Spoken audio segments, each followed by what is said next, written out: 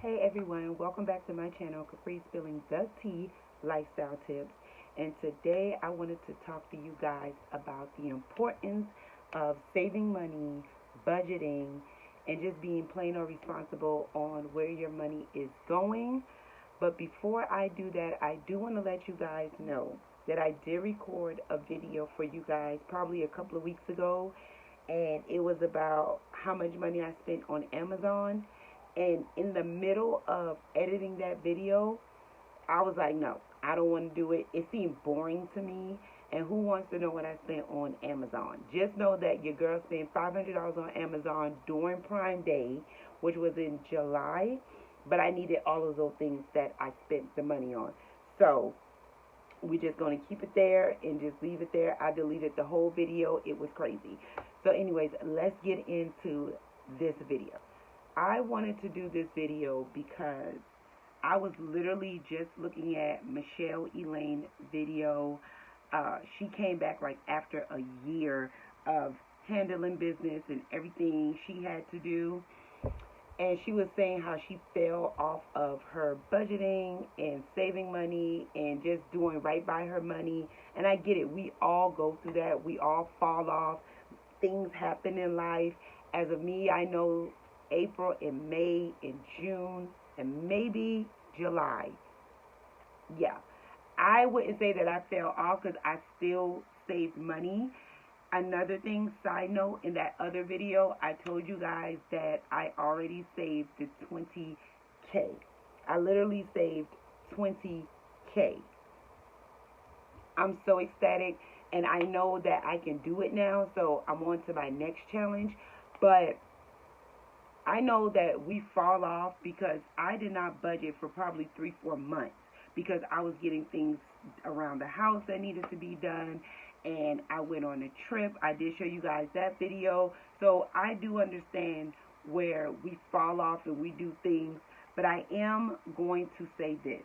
The importance of saving money and how I saved 20K was I didn't look like I had money in the bank. So, for example, not the way I look right now, because y'all already know this is my channel. I'm going to come on here looking however I want to look. I don't care if it goes viral. I'm comfortable on showing you guys how I look. So, let's just put that out there. But saving money, you have to be disciplined. If you're not disciplined in saving money, then you're not going to be able to save it. And what I mean by discipline is, because I know you guys are going to say, well, Capri, what happened if you don't make that much? It doesn't matter. There are people that's working at McDonald's that still can buy a house, can still buy a car because they're disciplined. And what I mean by discipline is they're not going out here buying extravagant things. They're not purchasing things outside of what they can. If you know that you make handy dandy calculator, if you've been rocking with me for a minute, y'all know I need my if you know you make $10 an hour, but you're only getting 30 hours a week. So in 1 week, we already know that is $300. So let's say you're making $600 a month, right? And let's say hypothetically you're living with someone, a roommate, your mom, whatever. And I'm just throwing up numbers because that's what I do. Of course, this is not going to be realistic numbers because if you're making $600 every 2 weeks, that's $1,200 a month. We all know you cannot move out. You cannot move out because I think the cheapest rent right now is anywhere between $1,200 and $1,500. So we all know you can't move out on that type of income. So let's say that you stay with someone and they're saying, well, you have to give me $300 a month. That's already half of your income. So you're only stuck with $300. Then you have grocery. Then we're subtracting grocery. That's $150. So you only got $150 in your pocket. You still got to get back and forth to work. So gas money, subtract $50. Let's say that your car is paid for, but you still have to pay insurance. How much is that? You're left with $100. So we have to be disciplined, and you have to be realistic about your income and what you're getting. Now, with me, I'm going to be honest, I do not make a little bit of money, but I don't make a lot of money either. I'm in between, as in saying that I can save $20K. Without being disciplined about your money, I'm telling you, you will not be able to save a dime, because money goes where discipline is. You understand what I'm saying? And I don't want to become like a preacher or anything like that, but I have spoke to a lot of people, adults, who's like, I can't save anything, I have no wiggle room, and they literally pay me to get my opinion on what they should do. If you're going to pay me on how to save money, and some people would say that don't even make sense. If you ain't got no money, why are you paying somebody to help you with your finance? Because I'm going to be so real with you. I'm not going to take my foot off of your neck. I'm going to tell you straight up, listen, how much you making? Where are you living? Do you have children? What's your habits? I'm cutting it. I'm like a trainer, like a physical trainer, but except I'm not I'm not in the gym. But we in the gym. You get what I'm saying? And I'm gonna tell you straight up, cut it. There are so many things that I had to cut out to save $20K. Don't get me wrong, I still was able to take my kids out. I was still able to do a majority of the things that I wanted to do, but I budget every single time. People think because you're budgeting, you're broke. That is a lie. That is a complete lie. That is the most insane thing I've ever heard. Just because you're budgeting, it does not mean you are broke. It means that you're telling your money where to go. I don't care if you make $1 million. You're telling your money where to go, what charity you want it to go to, what bill you want it to pay, what vacation you're taking next.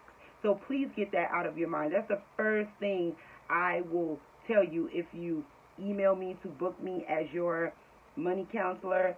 I would tell you the first thing is we're going to change that mindset, as in budgeting means that you're broke. That is a complete absurd lie. You're telling your money where to go. And that's exactly what I have been doing since I saved $20K. I've been telling my money where to go. The next thing is, if that wasn't the next thing, because I know sometimes I could be all over the place because my mind just be running on things that I want to tell y'all, because I go for a minute and I come back. But another thing is relationships. Let's do this real quick. Let's just get it off of our chest. Just because you're in a relationship, or you're getting married, or you're living with someone, I don't know how it goes, but with me and my husband, we tried to do a bank account together. Don't get me wrong. Everybody's relationship is different. Everybody's money habits is different. But you have to know the status of that person's relationship with money. If you know that that person is a spender, don't do it.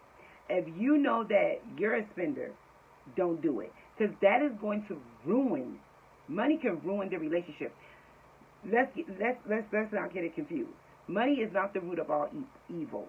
The people behind the money is the one that's telling it where to go, like I said before, and their husband and I, we didn't share a bank account together as in personal, but when we had our business, Big Deal Cleaning Services, we shared that bank account together, and I learned quickly, like, no.